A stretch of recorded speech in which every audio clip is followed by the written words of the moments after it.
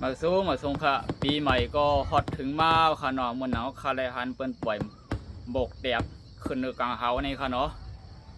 เปิ้นก็อันกันฮับซุมปีใหม่กำพาปีใหม่ลุมผ้าในค่ะเนาะพี่น้องเขาว่าปีใหม่ลุมผ้าในก้นตีอันอ่อนกันปล่อยหมอกแตกในก็ใครว่าจดเนอกำพาลงแล้วค่ะเนาะซึ่งคือก็ดี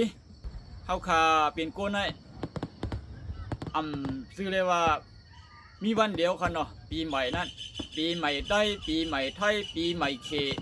ปีใหม่ลุมผ้าในเทียงรู้ก่อนค่ะเนาะปีใหม่ในนำหนาค่ะเว้ยกาตัวใหม่ใส่ใหม่นั่นสอขาปลาเดียกลายในค่ะเนาะพอคำว่าด้วยตีอันเปิ้นปล่อยหมกเตียกขึ้นกลางหาในมันเนียบันห่างพางว่าหมกเตียกหนึ่งกำนั่นมีเปลี่ยนหลายสีมีเปลี่ยนหลายเมียวค่ะเนาะ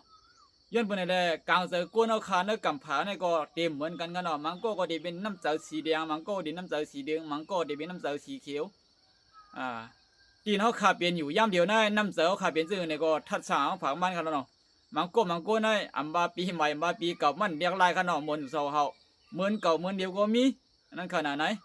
ย้อนไปในแหละใครผักถึงมีน้องเขาเอาในกาวันดังนาหาอ่อนกันเรียกลายตัวใหม่ใจใหม่อันว่านั่นไหนเฮาข่าวอันกันลัดมาปียาวข้าวหึงโดดถึงวันเมื่อไหร่ปีป่นมาไปย่อมเรียกลายปีในสังเสือเรียกลายเปลี่ยนรองอันตัวดันขึ้นใหญ่หมดสูงคือเขี้ยมมาเนี่ยก็เป็นอันดีตอนด่าตัวเผอตัวมันดังบ่ดังเสียงกันเนาะสังอ่ำเรียกลายก็เปลี่ยนรองยุบย่อมตอนด่าตัวเผอตัวมันกันนั่นก้อย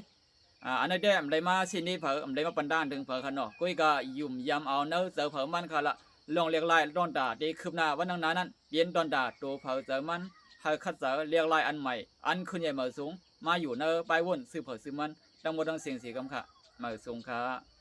บ๊ายบาย